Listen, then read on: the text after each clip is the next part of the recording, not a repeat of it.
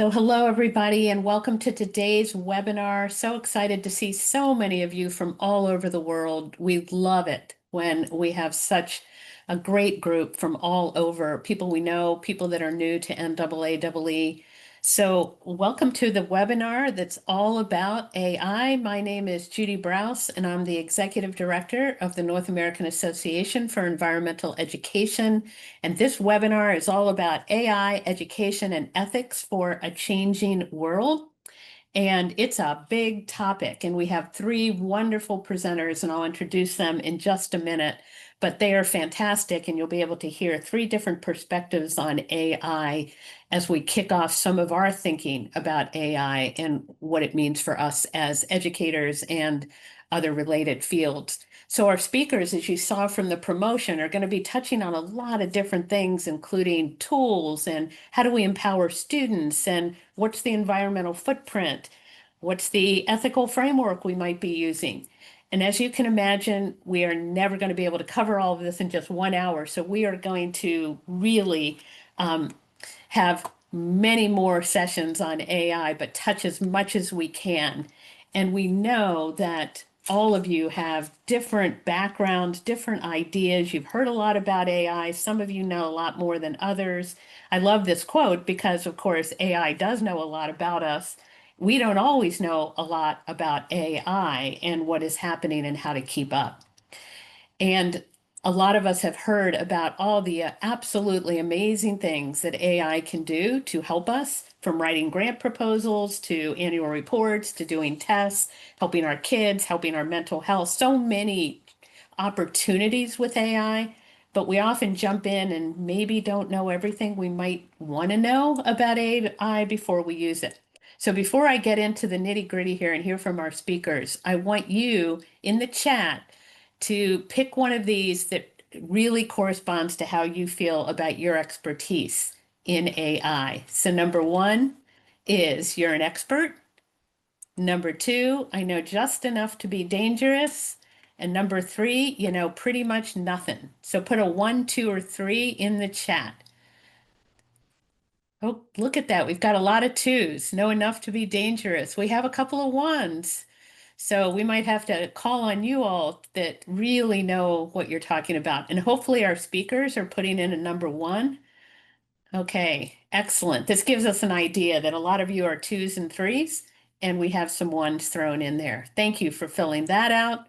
And I also want to thank you all for the questions that you've sent in advance. We've got many more questions than we can answer. We will do our absolute best. And then we will be following up with more webinars and training around AI. And for those of you who are new to NAAE's webinar series, we are all about bringing new ideas and speakers and thinking to our field and beyond. So really excited to have all of you here as we all learn more about AI. And I want to thank all our affiliate co-hosts. If you don't know your affiliates, if you're in North America, you can check that out on our website. And they are doing amazing work in states, provinces, and regions around North America. This is a webinar, so you can only communicate through the chat. You are all muted and we can't see you. We wish we could. But please, please, please use the chat to put in questions, share resources, ideas that you have. Everybody will get a copy of the chat. You'll get a copy of the recording. And we also have closed captioning, the CC, if you need help with the language. We do tend to talk pretty quickly, at least I do. So you can see the chat there, and you can also see the CC, and you can pick the language from 31 different languages that hopefully can help you if you need AI assistance. And I want to give a big thank you to Carrie, who is our senior communications and data specialist. She is absolutely incredible, and we couldn't do this without her. She manages so many different things, including the podcast, our webinar series, and all our social media posts. So Carrie, thank you so much for all you do. And now the good part. I get a chance to introduce our amazing lineup here. We have Edwin, Jake, and Joan. And we're going to start with Edwin, then Jake's going to be in the middle, and Joan is going to wrap us up.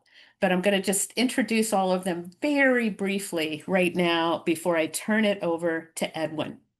And so first we do have Edwin, who is an amazing social innovation leader, business strategy enthusiast. He's also on the NAAE board of directors, and we are so lucky for that.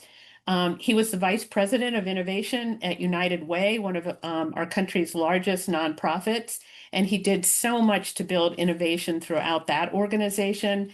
And he really loves the intersection of innovation, technology, and equitable access to opportunity. And he has helped so many organizations like NAAE with this important work. One of his former bosses said he is one of the most strategic, brilliant, far-sighted bosses I've ever had. He stays one step ahead of everyone, aware of trends in philanthropy, social innovation, technology, data, etc., and skillfully transmutes that awareness into action. So that is Edwin. And then we have, hopefully coming up next, there we go, is Jake. And Jake is the executive director of the Computer Science Teachers Association. It's the world's leading association for K through 12 computer science teachers. And I don't know how many of you are computer science teachers, but you've got a great leader here. He has helped turn the organization around, and now they have more than 20,000 members and 100 chapters worldwide, and they do incredible work. He is a former high school computer science teacher, is a department chair, and a professional development provider with the Chicago Public Schools. And as a teacher, he focused on increasing access to computing for underrepresented groups, and he more than doubled female enrollment in introductory computer science classes. So Jake, welcome, and we're so happy you are here. And finally, the last but not least, we have Joan Haley, who's been a leader in the environmental education movement for more than 30 years. She co-founded Education for Climate Resilience to help educators reconnect students with their local environments and their communities. She co-created Green Time AI with a remarkable team of dedicated colleagues. And Green Time AI, as you'll see, helps educators use AI thoughtfully to reduce their administrative load while amplifying student-driven learning and intergenerational climate action. She has such a wealth of experience in curriculum design, professional development, climate partnerships, and has led so many innovative international and national programs to many groups, including NAAE. So it is just an amazing team. Joan, thank you for being here.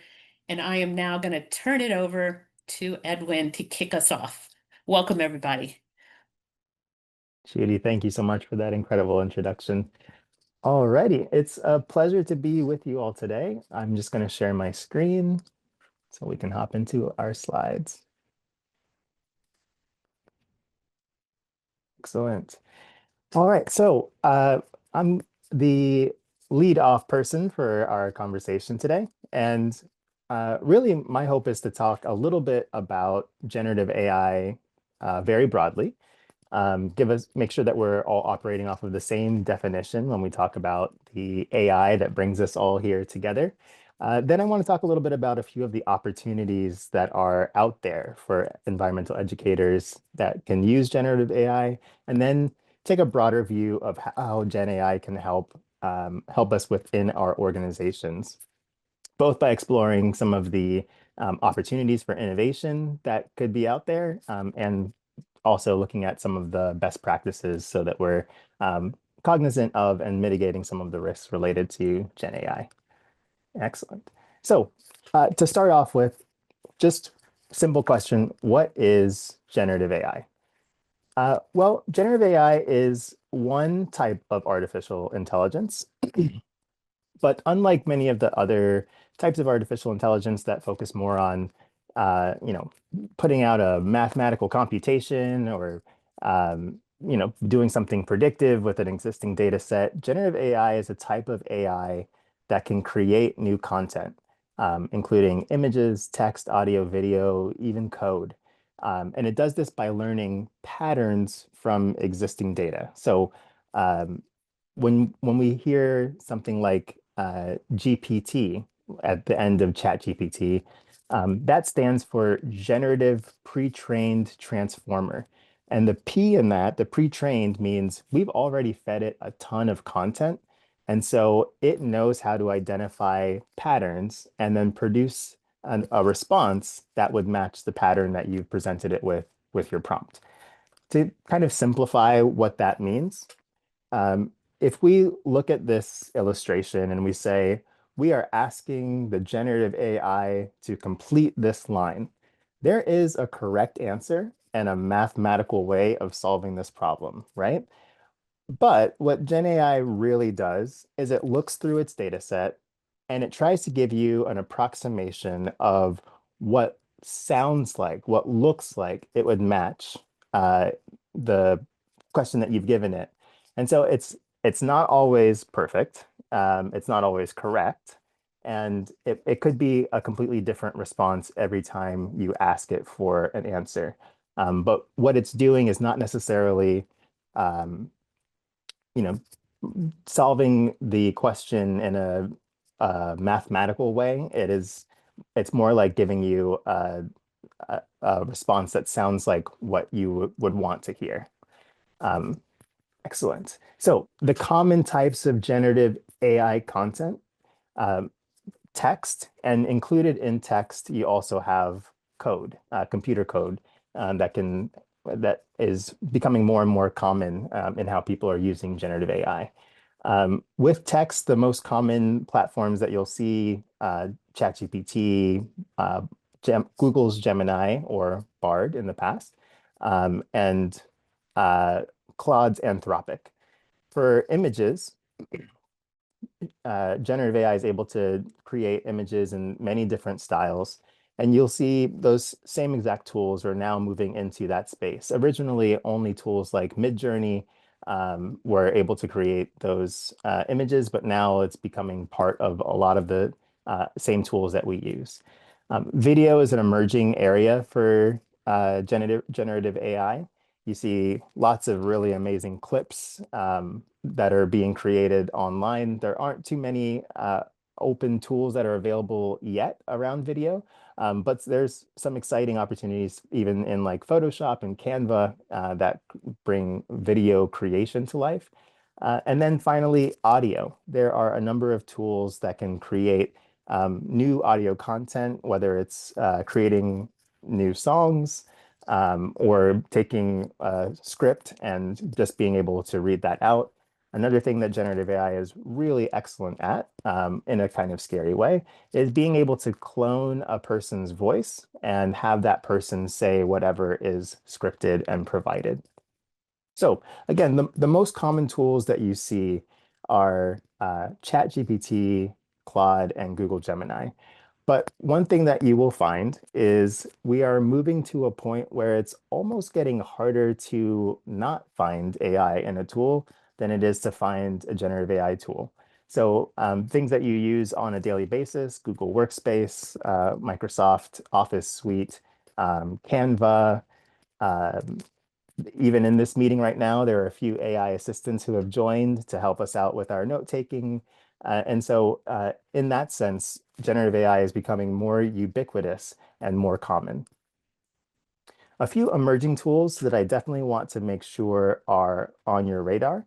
The first is called Perplexity. It is essentially an AI first search engine. And it's really incredible because it's so good at doing like additional research and documenting based on what you search for, providing you with a really well researched like dossier that provides you with your answers and relevant links that it's providing. The second is Google Notebook. This is a tool that's powered by Gemini, Google's generative AI model.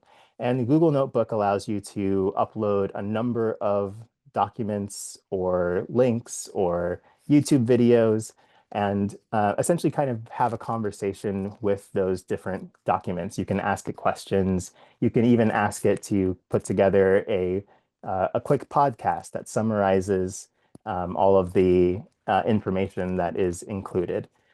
Google Notebook is a really great tool to use when you're applying for grants. Imagine you have the ability to upload the grant RFP, the rubric that is used to grade the grants and your application, and you can just ask it to play the role of a grant reviewer, give you feedback on what's missing. It is a really incredible tool, and it's free, which is awesome. And the last one is a little bit lesser known, but there is a new-ish tool called MCP servers. And an MCP server is basically the way generative AI can connect to different applications. It's like an API that's designed specifically for uh, uh, generative AI tools. Zapier MCP is kind of the closest that you can get to having a true virtual assistant. If you don't already know Zapier, it is a tool that allows you to create automations between different tools that you might use. There's 5,000 different apps, everything from Google Sheets to your calendar to HubSpot. And so you can make things happen between all of those different tools. Zapier MCP adds an additional layer where you can connect your favorite AI chatbot and have the AI chatbot connect to all of your applications. So if you just want to ask in plain text, what's on my calendar today? Zapier MCP will be able to bring back information about what's on your calendar. If you wanted to scan your email and tell you and create draft email responses for everything that is left unread at the end of the day, it can do that.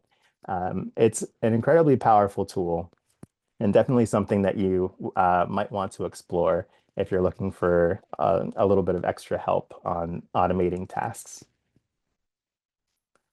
Awesome. So, given that understanding of generative I would love for us to think a little bit about what we can make. So, close your eyes. I can't see you, but I'm just going to ask you to indulge in this exercise. And then reimagine your job as different types of content.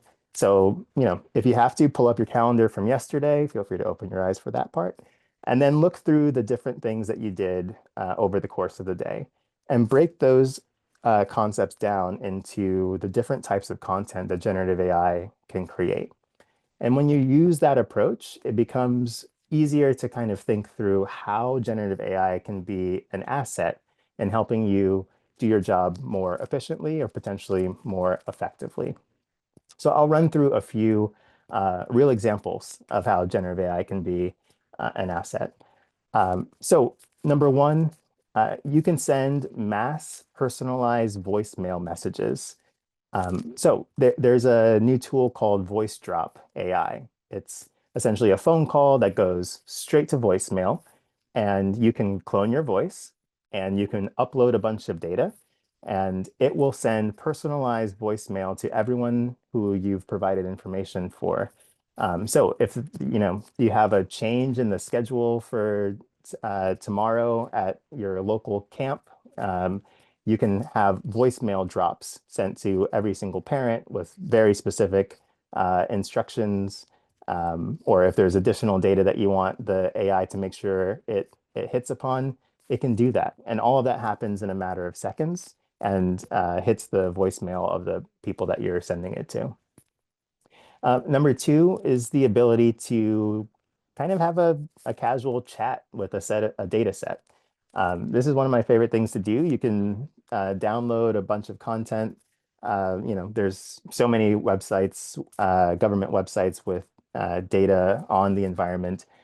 So just download a CSV or an Excel spreadsheet of a data set, open it up in ChatGPT, and then ask it plain questions about how you might about like what you're curious about in that data set. For example, if you downloaded a bunch of weather data, you can ask about trends over time or which day of the week is best for uh, a kid to be able to go out and play. You can just have natural language conversations, you and your students, with a data set that probably would have required a lot more analysis and expertise in the past. The third is you can actually create an on-demand course. So if you think about the components of an on-demand course, it's essentially an audio track. It is slides, a script, so written content.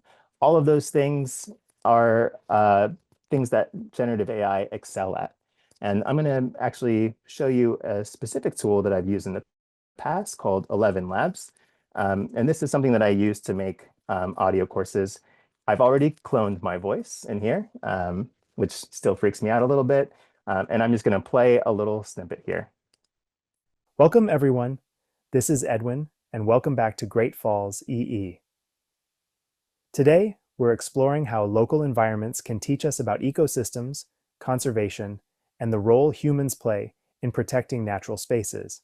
Our focus is on Great Falls, Virginia, a powerful landscape shaped by the Potomac River. And so I've never said those words before. I didn't even write that script. I asked ChatGPT to just come up with a script for me. And this tool actually allows you to customize the way a sentence sounds. You can re-record it and it will blend that into the generative AI. Um, and so it is really powerful. I would say that the most important thing here is not that it can clone your voice, but the hardest thing about making these on-demand courses is like, if you make a mistake, you have to re-record the entire thing. Or it might just take so long for you to get the right audio set up, and you have to only record in these tight windows where the house is quiet and you have the right resources. So we can get past a lot of that just by being able to use tools like this. Excellent. Um, and then finally, coding is another way, as I've mentioned, that generative AI is really excelling. And so I actually created an app based on a data set, and I'm going to show it to you now. This is an, an AI-powered environmental education tool. I have never coded anything in my life. That's not really my expertise. But I'm going to go ahead and put in a zip code, and it's using a connection to live government data to give me a nicer view uh, of the data that exists with the government. And so I can also ask it questions like, what causes smog? And so if you thought about ways that you could really bring the data that you might have access to life, or encourage student learners to go deeper into their explorations, this is a near free way of doing something just like that. And so I just asked Claude to um, create this app, and it kind of walked me through the process, but it did all of the coding on its own. Awesome. So how might AI help your teams innovate? So moving beyond just the opportunities for environmental educators, the four stages of our innovation process starts with discover. And so in the discover phase, we really want you to be able to explore new opportunities. And so I would say that the generative AI is a really big help here. If you have a bunch of interviews that you've done with people in your community to learn, what the biggest needs are, AI can take those and create themes out of them. It's really great at taking survey data and adding themes to that as well. And so it can help you find the new opportunities that you would want to explore. The second stage is ideating. There's actually research from Wharton Business School that talks about how artificial intelligence is a better ideator than its own business school students. So AI can be a really great partner in coming up with new ideas for your organization. The third is validation. So there are steps that you need to take to make sure that you are creating something that somebody really wants, and AI can be great at mapping out that journey. And then the fourth is to launch. I'm going to skip ahead and just go into a few of the risks and responsibilities to make sure that you're using AI in a safe manner. First, one of the risks is that AI is in fact biased. A specific example, we run an innovation management software company where people use our tool to come up with generative AI-based ideas. One thing that we found is if you for example, uh, if you ask for ideas on how to help job seekers, it will come up with a bunch of great ideas. If you ask for ideas on how to help women job seekers, the first idea it'll come up with every time is childcare, finding childcare access for women job seekers. Of course, that might be a great idea, but it does show that there is some bias in how it understands the role of being a parent. So you just want to make sure that you always have a human in the loop who is trained and understands that those biases do in fact exist. Next, hallucination and accuracy.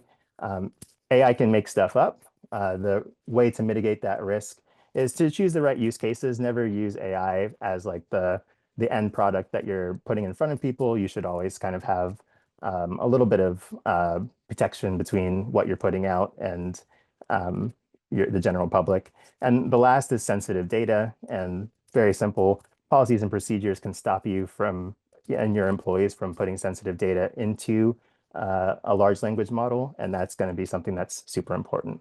And with that, I'm going to turn it back over to Judy. Edwin, thank you so much for all that information. And just remember, everyone will get the recording and the slides. And just for those of you who want to know about the EE part or the ethics part or the environmental part, that is coming. And again, we're going to want your feedback on what else you want to know because it is a giant subject. And what Edwin just covered is some of the basics, but also some of the opportunities. And Edwin, thank you so much for that. And now we're going to turn it over to our second speaker, Jake. And welcome, Jake, and thank you for being here. Hello, everyone. I'm so happy to be here. Thanks for the invite, Judy, and thanks everyone for joining.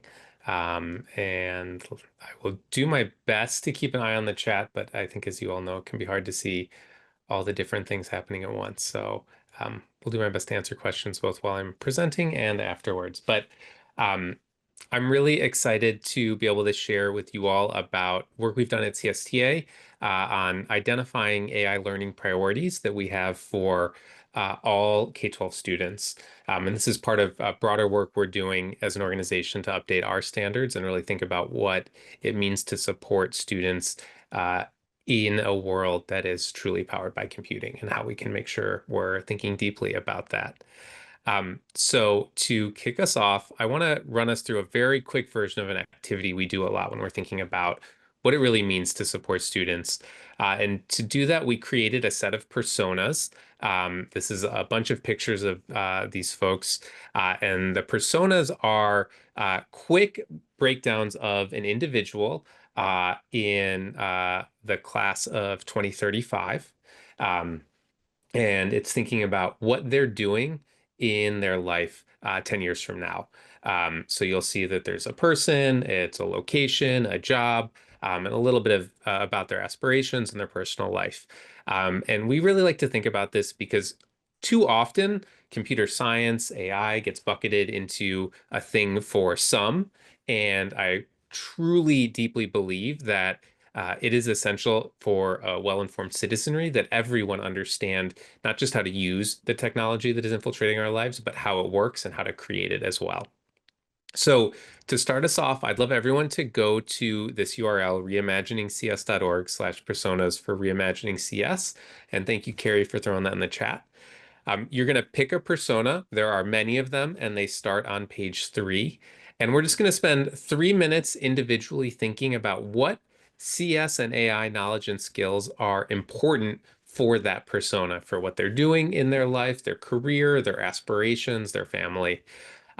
And you're going to jot those down. You can start typing them, but wait, do not press enter. And when I say go, we'll do a little waterfall and put those key skills into the chat together and have a chance to look at them. So I'll start a quick timer for 3 minutes and let folks take a look at those.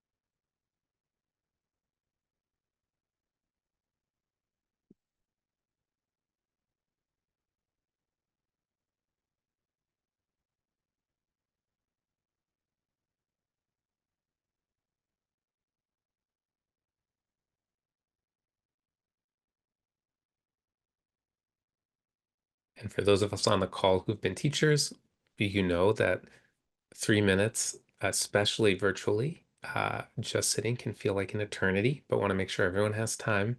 And we'll do about 30 more seconds. So you can go ahead and start typing in some of those skills, but please wait to say enter until we wrap up.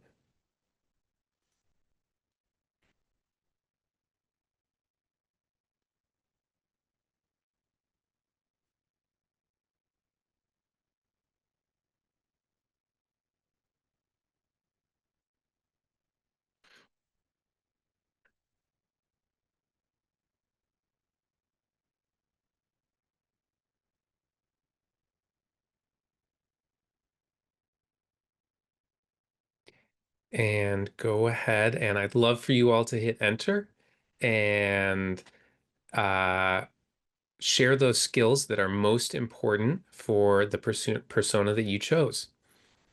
So hopefully we'll see those all in the chat.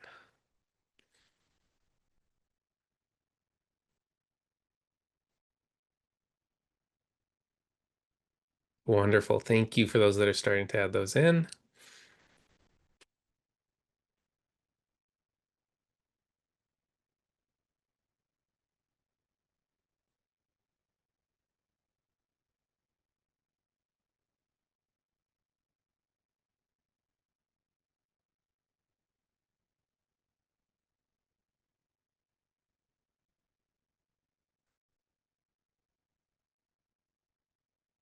I love that not all these are about work as well, right? We exist beyond our jobs, despite what capitalism can make us think sometimes.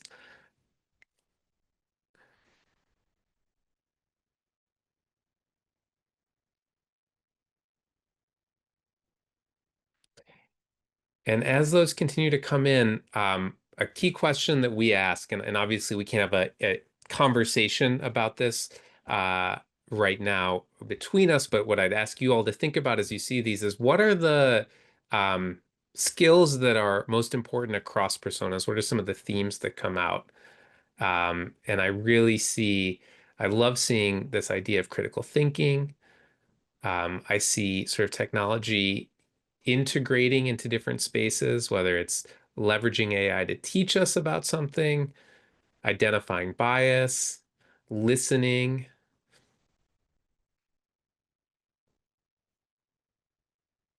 I love to see these skills. And I love for this sort of reminder that we come back to many core durable things that we do and we cultivate across all subjects that I think as educators and teachers we're thinking about in the way that we grow students. And as I will say over and over again, despite what some of my funders think, we do not exist for jobs, and our education system is not purely to train people for jobs. There is much more to it, and we have opportunities to really engage and support students in becoming curious thinkers throughout their lives. Um, I started with this activity because it's a core part of how we engage in thinking about standards and what content is most important.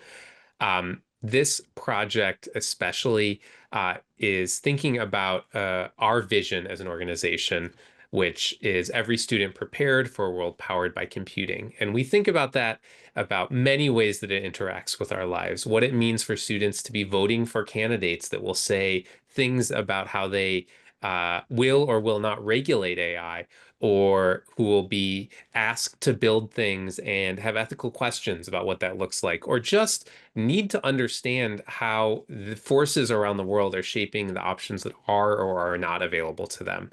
And I see all of that as part of a well-rounded computing education for all students. And when we talk to teachers about this, it's really exciting to see that most teachers, by a large majority, want to teach about AI in computer science classrooms, and they do not right now yet feel equipped to teach about it. So what we take on is thinking about the prioritization of what is essential for all students. Uh, what will it take to develop that well-informed citizenry, and what will enable students to achieve our vision, to be prepared for a world powered by computing? And I want to call out the hardest part of this work is prioritizing. There is a lot of stuff that feels important that maybe is important to specific subsets of knowledge or skills. And what we want to think about is what is essential for all students. And I think that really shows the interconnectedness between what might be happening in a computer science classroom and an environmental education classroom. And as we thought through this, there were a few key things that stood out. We wanted to make sure that students could understand how AI technologies work and recognize where AI could be used. We want students to use and critically evaluate AI systems, and that really includes social impacts and ethical considerations. Students need to be creators, not just consumers of these AI technologies. And we want students to be able to leverage these to innovatively solve problems and actually build on what is available now to create new things. And from that, we see a wonderful outline of the key things that every student needs to learn. We break them down into these 5 buckets, and you can see all of this in a lot of detail because I'm only going to be able to give a very quick summary at csteachers.org/AI-priorities. And I'm sure Carrie will be able to drop that in the chat. And each of those have some subcategories in them, and there are 2 that I want to talk about very specifically with this group. The first is thinking about humans and AI, and I see this coming up with a lot of the questions that we're talking about. And as educators, we have a responsibility to explicitly teach to students that humans and AI are different, that humans have a specific role in understanding what AI is, in choosing to use AI or not use AI for a given task, and be able to think about when and how that is the right thing to do. And we have a cool way to start to introduce this and what it looks like in careers. Our partner AI for Georgia and our partners on this report, AI for K-12, have created a set of AI career cards. You can access these as well. And they're in a way to introduce both to adults and students. I mean, it's student facing initially, but I found them very useful with many groups. What some of these careers look like and what are some of the things that folks will have to be deciding about when and how to use AI. Um, there's a lot of interesting things in understanding how computers make decisions. I want to quickly call out that we have algorithms that perform decision-making tasks. We call those reasoners, and that multiple reasoning algorithms can be used to accomplish a task or chain together to accomplish tasks. And there's some cool ideas about how to think about that at that AI for Georgia website as well. And I'll make sure these slides are shared so you have links to everything because I'm not talking about everything in detail. Um, because the other 2 I want to touch on and that I see coming up in these questions a lot are when we talk about ethical AI system design and the societal impacts of AI. So those are 2 separate buckets that are called out, and I think it's important to think about it from both lenses. One is it's important that we start teaching students how they think about ethical system design when they're creating with AI. And as you'll see for all of these, that begins early in grades K through 2. There's opportunities in elementary classrooms to start having students look at examples of AI, consider the differences in experience by different people in different contexts based on how the AI is being used. I think, Edwin's example of what happens when you ask an AI about career options for women versus men. That's a thing that we can start doing with a 4th grader and having those conversations as well. And we actually know that seeing those connections and pulling on those biases can be really exciting for them. And then second, as a lot of people are asking about, we need to think about the societal impacts of AI, and most importantly, equip our students with the tools to be able to ask hard questions as these continue to shape the world they live in.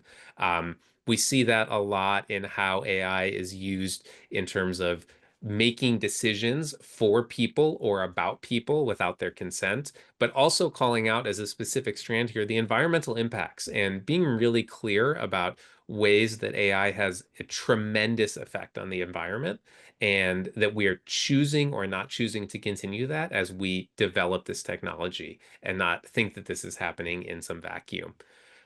And the last thing I'll share is the start of what we use as a sort of way to framework through the ethics and social impacts of computing.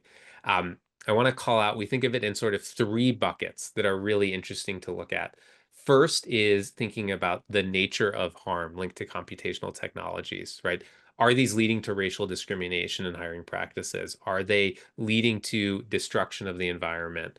And then we also need to look at what are the mechanisms of harm? How does this actually happen? Is it the bias in an algorithm or an AI model? Is it the creation of enormous data centers that draw power on scales we've never seen before?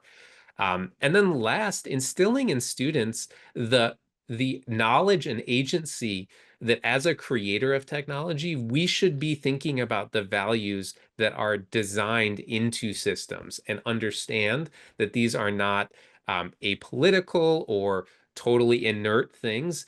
Technology is created by humans, and we as humans need to be really thoughtful in how we're using this.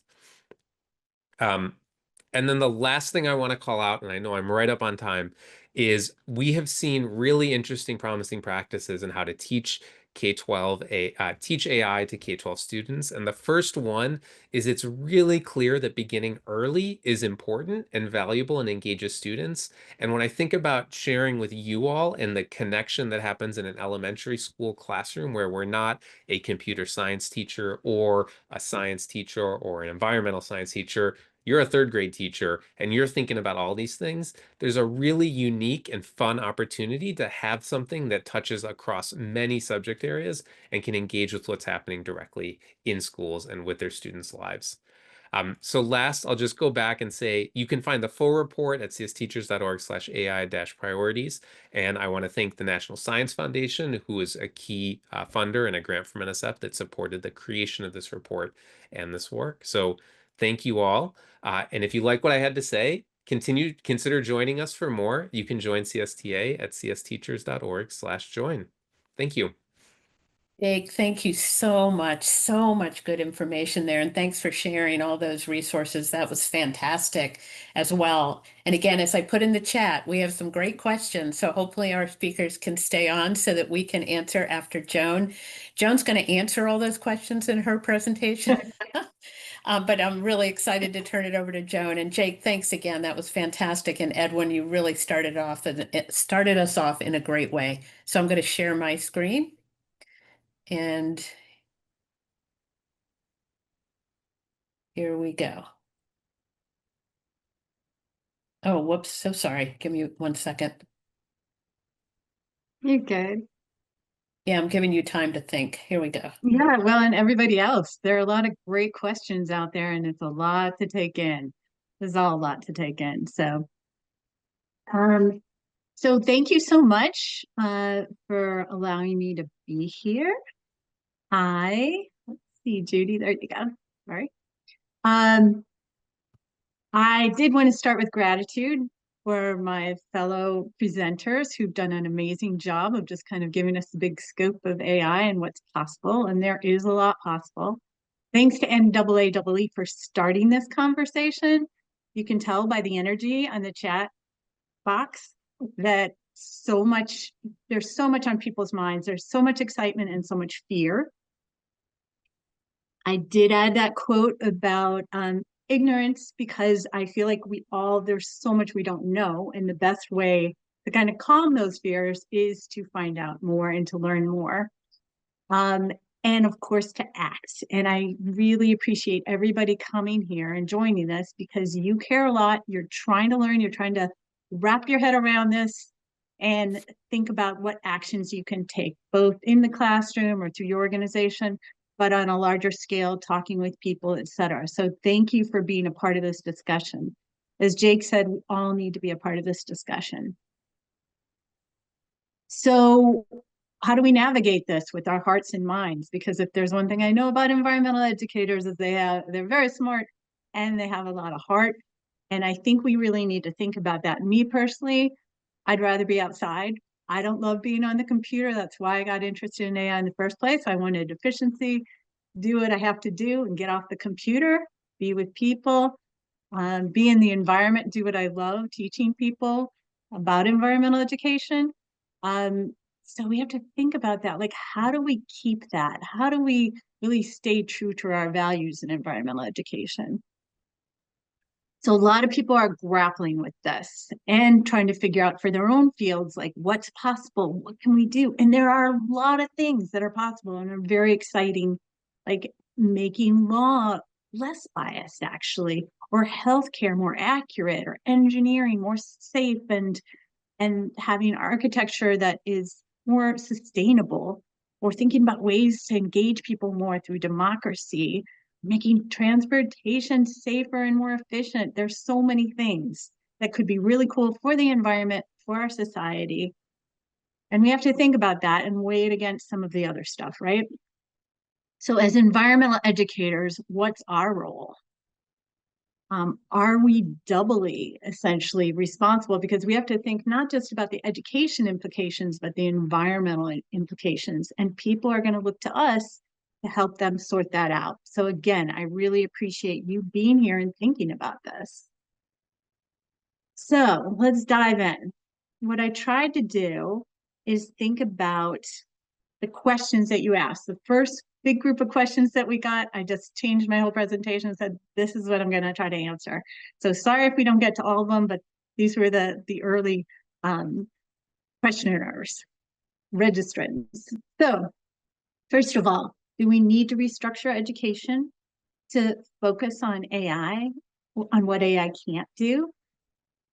I do think there's an opportunity here. As we know, as environmental educators, there's a lot of traditional education that just doesn't cut it.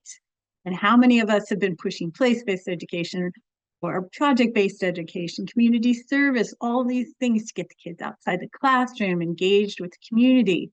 In some ways, AI can force us to do that because you can't just send kids home and say, write this paper anymore, right? You can't just say, fill out this form.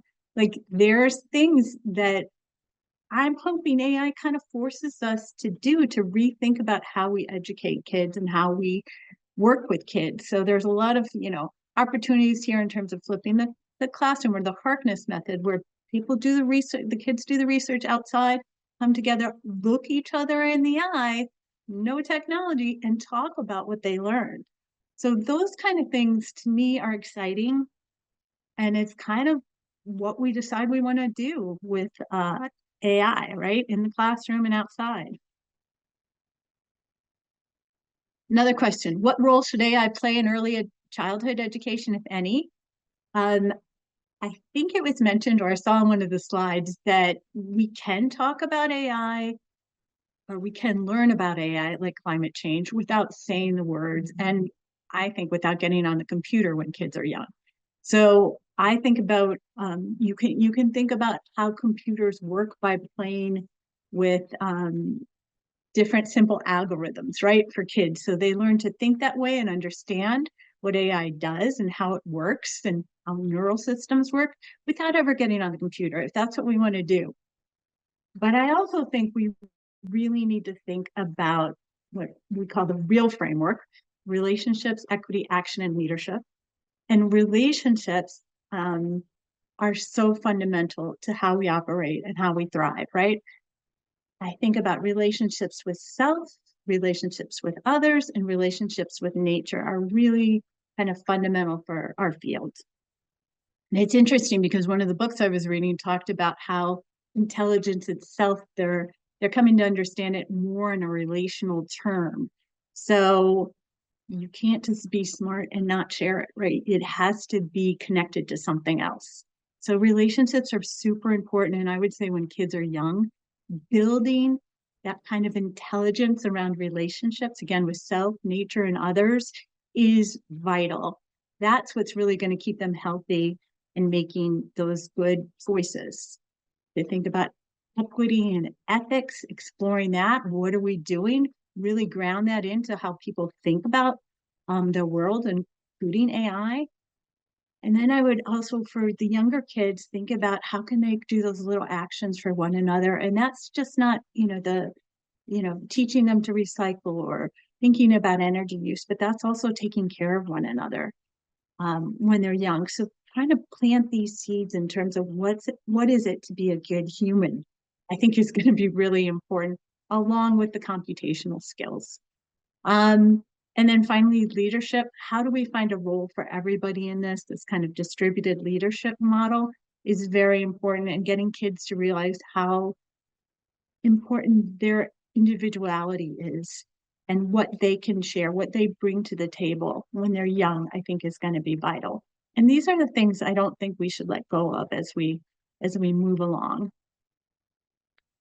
So sum that up, we need emotional intelligence, perhaps more than artificial intelligence, but we need it especially with artificial intelligence because AI has a lot of capabilities. And if we don't have people who have those kind of good characters in terms of the use of resources, in terms of how we treat each other, then we're in trouble. So, how do we stay real and foster all these things we care about in EE and in the age of AI? I'd love for you guys to put that in the chat if you have ideas. And here we are, we're talking about it. So it's really up to us to determine in environmental education field, how do we want this to go? So if you have good ideas, put them in the chat. Okay, another question. How is AI's energy consumption being addressed in education? Well, it is being addressed, and there are some surveys. I put a link there, and I think this is being shared with you all. But, or I should say, yes, we need more, right? We need a lot more. We need to know when teachers talk about this, is it really impactful? There are some other kind of fun resources to explore down there. And I'm sorry, we don't have a ton of time to talk about all these, so I just thought I'd put in a bunch of links so you can do your own research. But one of the really fun ones is that top one, ChatGPT is everywhere. Why aren't we talking about environmental costs? And that's from Teen Vogue. And I'd usually hesitate to use a article like that, but it was really well done. And it really showed, and I've seen it in other places, young people are very concerned about ChatGPT and AI in general. So I think it's interesting to listen to that voice as well. And as Jake and Edwin said, get them involved with the problem solving, get them involved with the investigations. Another question, are you able to clarify how much energy is actually used in an AI query compared to a traditional Google search? Here are some links to talk about that. And you can look at that in terms of energy use. But as it was stated, a lot of our Google tools are actually becoming more AI-like. So the area is getting kind of fuzzy. I did want to also put that in context here. I hope you can see this. Where ChatGPT 5, which just came out, which is super cool in some ways, but it does use more energy, it requires more energy than the queries in ChatGPT 4 and down. So, but you also have to think about our diets, for example. And you look at this, it says beef here. If we eat beef, that's also very energy intensive. And with with AI, you have the possibility of energy costs or energy usage going down if you choose cleaner forms of energy, whereas a lot of other habits that we have, it's less likely that that's going to happen in the near future. So I think we have to put this also in context of the other things we do, like fly in a plane, etc., that can cost a lot of energy as well. Okay, can we look at AI through an environmental justice lens regarding energy? Yes, definitely, and we really need to do that. Here's some just quick data on where these new data centers are going that we know take a lot of water and a lot of energy. And again, you can look at some of these articles. Let me just go back here.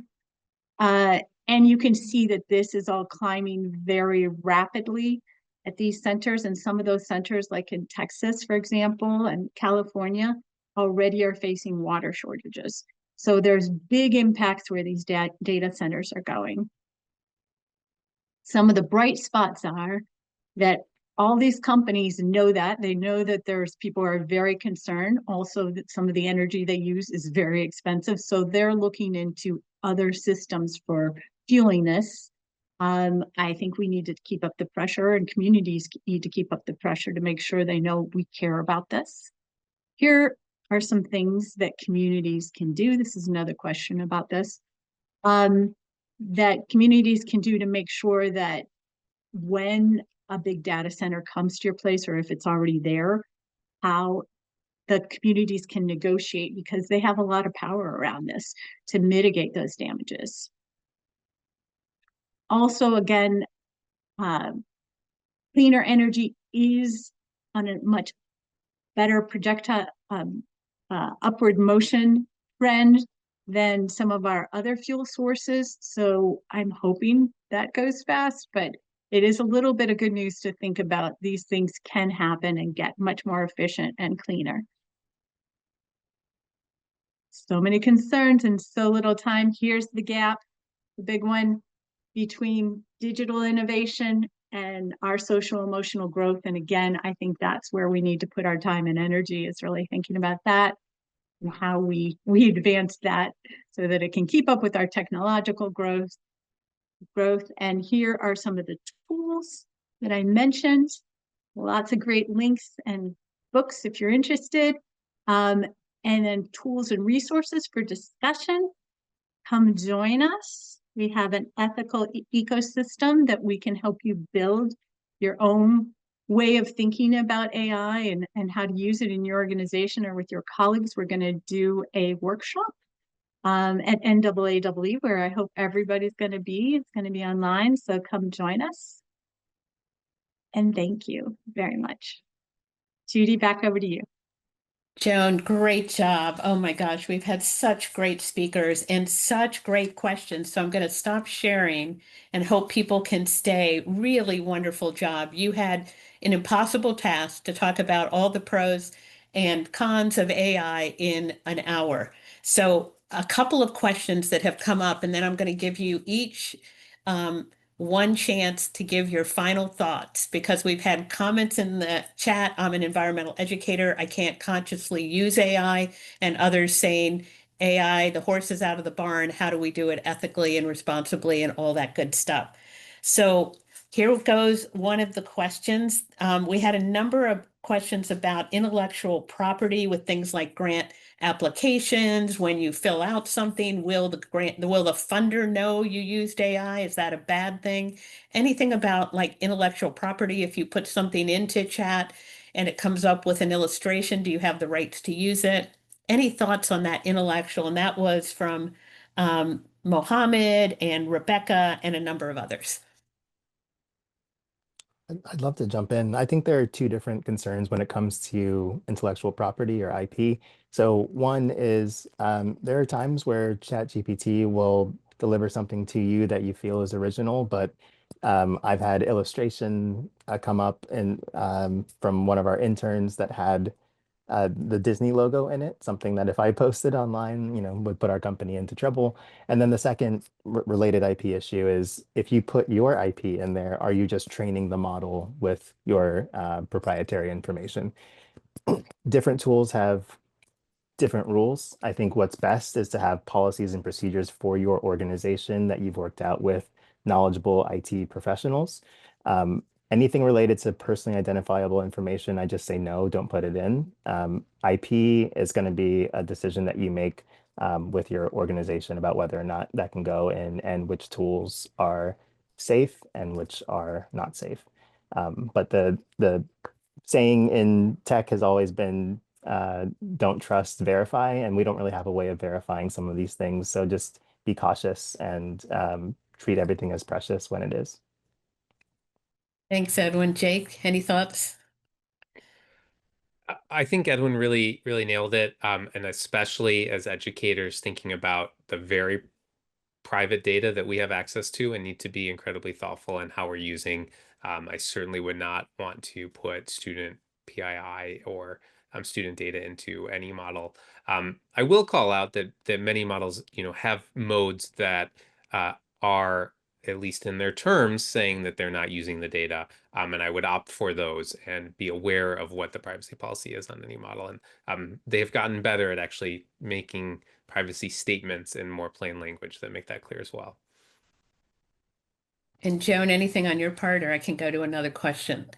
Just I heard really, Judy, I've shared this quote with you before, but it's essentially like if the person you're writing to or presenting something to, producing something for, came back to you and said, how did you do that? Would you feel comfortable telling them how you did it? I think that that's always a good test. You got to be able to be Yep. transparent about how you used it. Yep. Well, and another question that is a really tough one, and this is not just in the US, there are other countries around the world where things about climate change and equity and inclusion might be influencing these models in not a positive way. And how do we think about what is happening right now, given the government's role in AI and the work between companies and the government? Any thoughts on this? And I know it's a tricky, murky line here, but I'd love to hear your thoughts on that because it is a tough time for so many.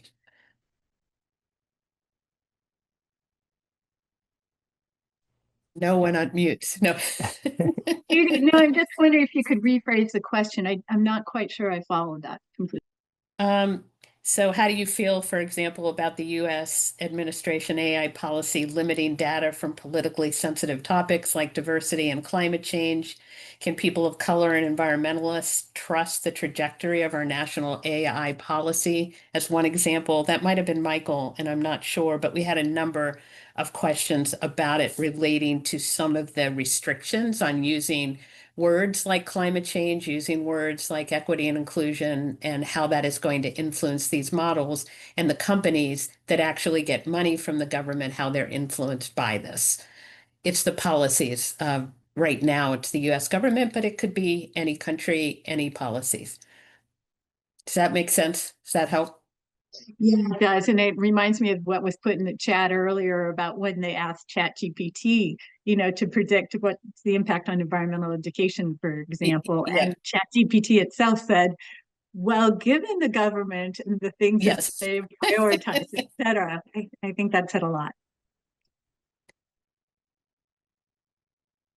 Okay.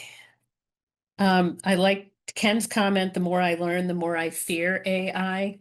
Can the three of you talk about why environmental education educators should not fear EE or AI? Sorry, too many EEs, AIs.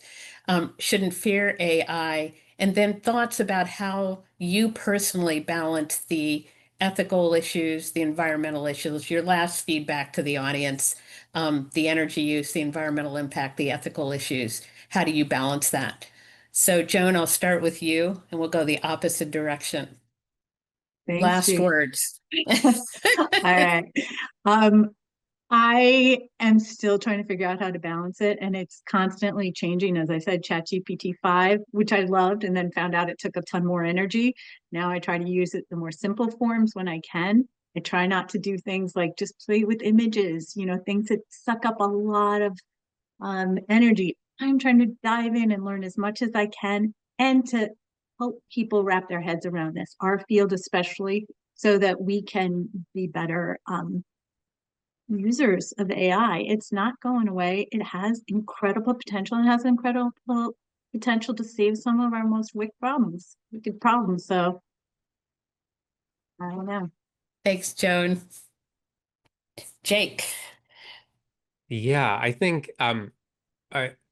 I think what is important right now is where there is fear around AI, and I certainly have some myself, is that shifting from a fear of not knowing to understanding and working for all of us collectively. And I think it's both us and our students to make sure they're not driven by a fear that comes from not knowing or not understanding how this works. And we have an obligation to be able to support students in growing around that. I also think that there is no easy answer to these ethical questions. I think it was really valuable, Joan, that you shared the slide that showed many of the things that we do every day. I'm flying to Spain next week on a vacation that have tremendous impacts on the environment Yep. that we need to be thinking about more Yep. broadly. But when we look at and think about how to leverage and teach folks how to leverage these tools, as Joan said, I think there's opportunity to engage and learn and do in new ways that's really exciting for students. Um, And I'll also call out the tremendous energy usage happens in the training of these models. So I think we should really be pushing folks to think about when and how we do that, compared to the usage of the models as well, which Yep. uses some, but not to the same scale. It's a really good point. And maybe you should rethink your vacation, Jake. No, I'm just kidding. And Edwin, you get the final word here, and then we'll close out. And thank you for being here, given that you just are getting over COVID. So thank you. It's been quite a journey. I'd say that I'm totally okay with folks having some fear as it relates to generative AI. You know, I shared the example where I've cloned my voice. Anybody with malintent can call my wife and spoof my phone and make, get trick her into like depositing money or bailing me out of jail or whatever it is. And these are real things that are happening to people already. So there are both the kind of existential threat to humanity questions about AI, and there are the how will people use this in an already very dicey, fragmented society. But with that, I agree with Jake that the goal is to understand those risks for us to come together and figure out whether it's policy solutions or collective actions that we can take to mitigate those risks. And then as it pertains to just the energy usage, I'm first going to be digging through all of the links that Joan provided. So thank you, Joan. But I view this the same way I view everything else that I do related to technology. It's just good to remember that you are consuming. That's not something that we think about when we're sitting at the computer and we're creating, but you are consuming. And so, even when you're watching a Netflix movie and you're streaming something for 2 hours, I think that uses like liters of water.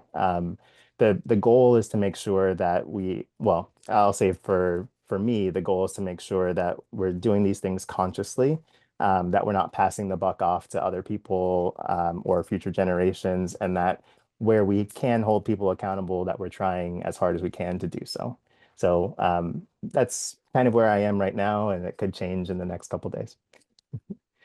Thank you so much, Edwin, Jake, Joan, for just really kicking this off. We've wanted to do something on AI for many months, and this is the perfect panel to kick this off. And we might ask you to come back and help us dig in a little more deeply, but it really helps set up some of the issues with AI, education, and ethics. So thank you all so much. Carrie, thank you. And thanks to everybody who joined and who's interested in all of this. You'll get the recording, you'll get the slides, and you'll get the chat and all the links. So there are enough links that have been provided today to keep you busy for 200 years. Thank you, everyone. Really appreciate you being here. And Edwin, feel better. Thanks, you all. Take care, everyone. Thank you. Thank you.